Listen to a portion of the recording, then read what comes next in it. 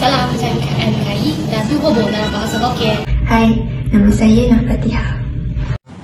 Hai, saya Muhammad Aiman Afnan bin Murad. Hai, saya Lady Shalini. Assalamualaikum dan hai semua. Nama saya Zara. Baba Nyonya ialah masyarakat berketurunan Cina yang menetap di Tanah Melayu dan mengamalkan cara hidup seperti masyarakat Melayu. Mereka mulai menetap di Malaysia, khususnya di Melaka, pada kurun ke-15.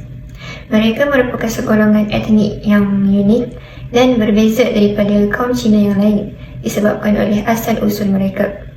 Nenek moyang mereka berasal daripada pedagang dari China yang datang berdagang di negeri-negeri Selat. Mereka memanggil diri mereka peranakan atau lebih tepatnya baba kepada anak lelaki dan nyonya kepada anak perempuan. Berikut merupakan budaya dan tradisi bagi kaum baba dan nyonya. Yang pertama, pakaian tradisional baba dan nyonya. Bagi nyonya, mereka mengenakan baju kebaya sebagai pakaian tradisional mereka. Baju kebaya tersebut direka dengan rekaan yang anggun dan simetrik bagi menonjolkan kehalusan dan keanggunan wanita mereka. Baju kebaya tersebut mempunyai potongan yang ketat di bahagian badan dan berlengankan pendek ataupun panjang. Warna yang sering menjadi warna pilihan ialah warna yang terang-terang seperti kelabu, putih ataupun merah. Seterusnya ialah kain sarung yang datang dalam pelbagai corak dan warna yang cantik yang dipakaikan bersama dengan baju kebaya. Dan tidak lupa juga kepada aksesori tambahan iaitu kerongsang, rantai leher dan gelang tangan yang dipenuhi dengan manik-manik yang berwarna. Bagi golongan bapa pula, mereka akan mengenakan samfu sebagai pakaian tradisional mereka. Dan pada kebiasaannya, samfu ini akan dipakaikan bersama dengan kot, kasut kulit serta topi. Kematian baba dan nyonya adalah hasil gabungan adat daripada budaya Cina dan juga budaya Melayu. Dengan itu, saya akan bermula dengan adat mereka di mana lampu rumah keluarga si mati akan dinyala dan dibiarkan sehingga upacara pengebumian dilaksanakan. Hal ini disebabkan mereka percaya bahawa cahaya daripada lampu yang dinyalakan dapat dijadikan panduan untuk si mati dalam perjalanannya ke alam akhirat. Dan bukan itu sahaja, mereka juga percaya yang cahaya daripada lampu ini dapat melindungi keluarga si mati daripada mana-mana roh jahat.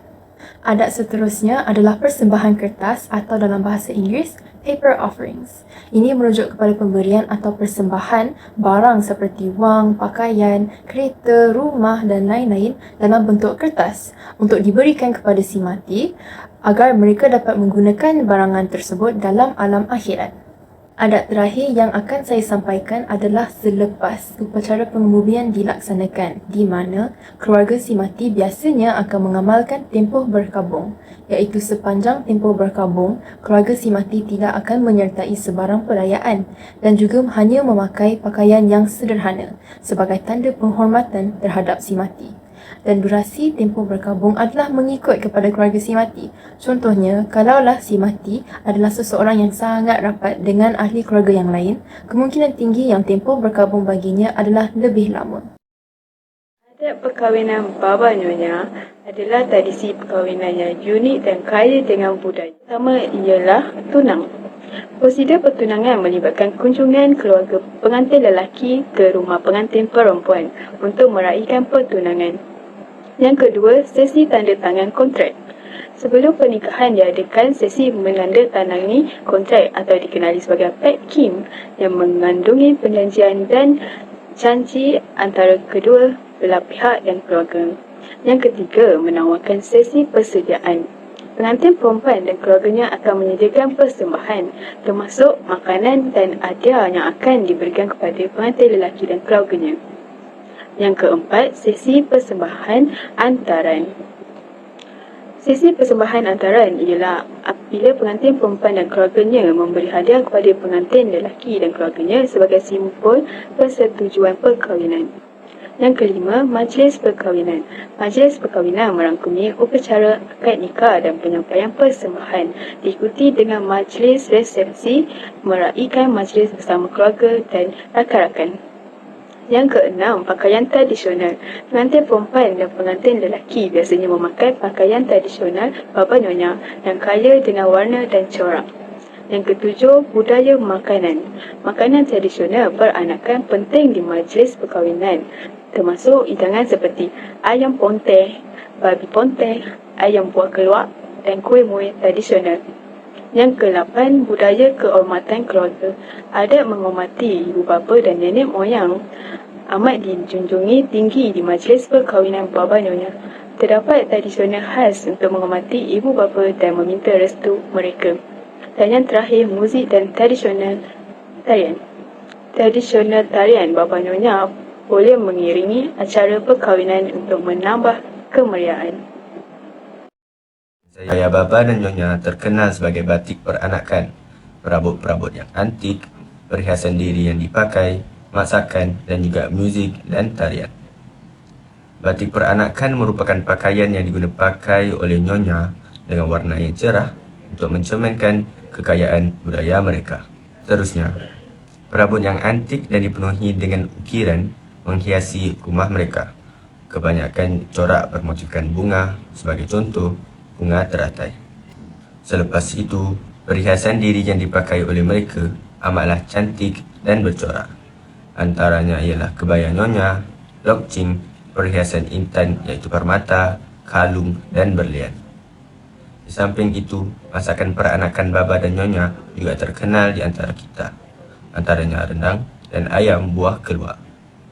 Seterusnya, muzik dan tarian mereka banyak digunakan untuk perayaan maupun upacara tradisional dan juga perkahwinan mereka. Antara tarian yang popular adalah tarian inai. Baba dan nyonya juga mempunyai bahasa peranakan mereka, iaitu adalah campuran dari bahasa Melayu dan juga bahasa Tionghoa. Memperkenalkan makanan tradisi baba nyonya iaitu ayam ponteh.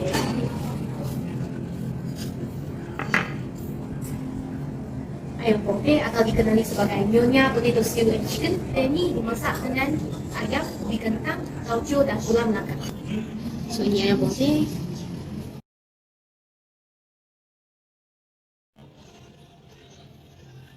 Saya ada dua kuih. Ini adalah kuih angkuh. So kuih angkuh juga dikenali sebagai kuih kura-kura merah. Ang dalam bahasa Hokkien bermaksud merah dan ku dalam bahasa Hokkien bermaksud kura-kura. So jadi nama dia kuih angkuh. Ialah kuih yang berbentuk kura yang merah. Inti kuih angkuh diperbuat daripada base kacang kuning. Secara tradisi kuih angkuh berwarna merah, tapi kuih yang kaya dapat hari ini ialah hijau lah. Mereka percaya bahawa makan kuih angkuh ni boleh mempanjangkan umur mereka. Sebab tahu kan kura-kura dia berumur panjang kan, 100 tahun lebih pun dia tak mati. So masyarakat Cina dan masyarakat baba nyonya percaya bahawa makan kuih ini boleh mempanjangkan umur mereka. Okay, so sekarang ni kita unboxing dia. Paste kacang kuning. Kita makan kuih talam. Kuih tradisional baba nyonya. Dan kenapa nama ni talam? Talam bermaksud tulang dalam bahasa Melayu. Ini kerana kuih talam dihasilkan dengan menggunakan tulang aluminium segi 4 tepat sebagai acuan dia. Kuih talam dia mempunyai dua lapisan. Lapisan atas ni dihasilkan daripada krim kelapa dan lapisan bawah dihasilkan dengan pandan hijau. Dan lapisan atas ni putih, dia bertekstur lembut. Kuih ini unik sebab lapisan atas dia masin dan lapisan bawahnya manis. So kuih ni macam kehidupan manusia lah, ada masin dan manis.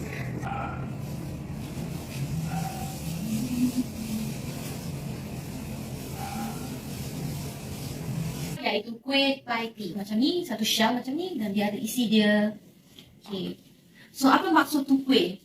Bukan kuih dalam, bukan K-U-I-H dalam bahasa Melayu. Dia ialah K-U-E-H. Maksud kuih ni ialah dia diambil daripada dialek Minnan, iaitu sesuatu dialek dari bahasa Cina. Lepas tu kuih ni dalam bahasa Minnan ni bermaksud makanan yang diperbuat daripada tepung. Dia dipanggil sebagai top hat sebab dia macam satu hat macam tu. Tengok, mari tengok. Kuih ni dia sangat nipis dan dia rangup. Tengok. Rangup tak? Sedap. Sekarang ni Marilah kita tengok isi kuih paiti. Lobak putih Cina dan kadang-kadang dia ada udang. Tapi yang hari ni saya beli punya dia hanya ada lobak Cina dan telur saja. Kalau ada sos sedap.